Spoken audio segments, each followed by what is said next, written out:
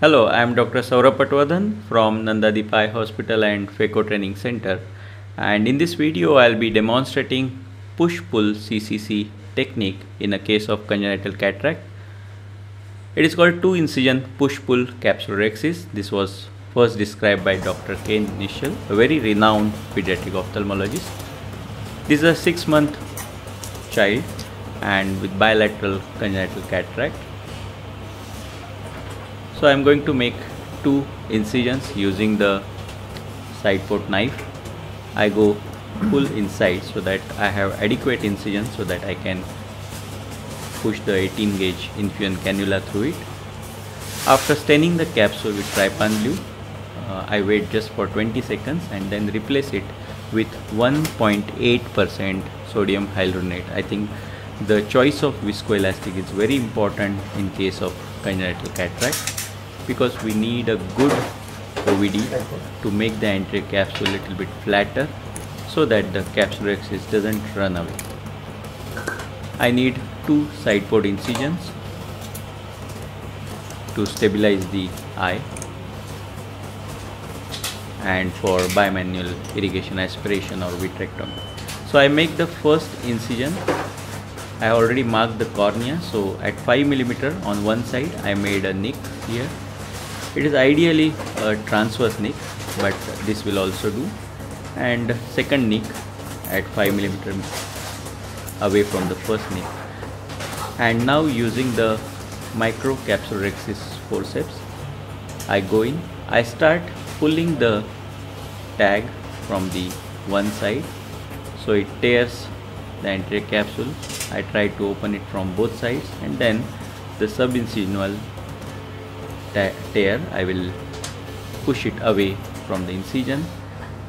So you can see the two tears on either side, and I push it simultaneously towards the other edge, and then I will join the two tears together on both sides, so I get a capsulorhexis of 5 mm.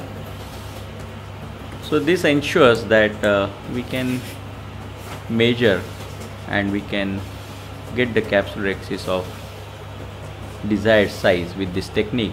And this is the first time I used it, but I found it quite easy to do.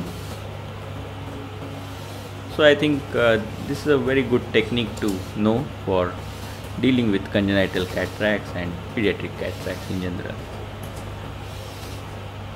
Now the hydrodissection has been done, and lens is very soft. So here what I am doing is I am using the vitrectomy probe itself to aspirate out the lens, but we can use the bimanual eye also, which is in fact quicker. But because I am using the retina machine here for the vitrectomy, I am going ahead with lens aspiration using the vitrectomy probe itself. So I use aspiration of the vitrectomy probe for aspirating the lens, and sometimes for nucleus we can also use the vitrectomy cutting so that it eats the central part of the lens.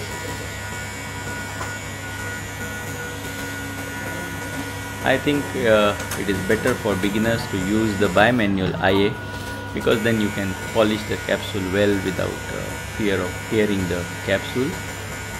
But we can do the same with the 23 or 25 gauge vitrectomy probe as well, if you are well versed with the cutting. And now I am using the same vitrectomy probe to create an opening in the posterior capsule. So instead of manual capsulorhexis, here I am doing a vitrectorhexis using high cut rate and moderate vacuum. Thus I am not only cutting the posterior capsule but also removing anterior part of the vitreous antihyaloid, so that there will not be any visual axis opacification later. It is important at the end that there should not be any vitreous tags coming into the incision, so that should be looked for. And you can look at the edge of the posterior capsular tear over there. If you find that the tears or the edge is everting, there might be vitreous strand over there. Or you can also use the triamcinolone to check for vitreous. Here I am sure that there is no vitreous tag. So I have injected a little bit of pilocarpine to constrict the pupil, and I will be doing a peripheral iridectomy.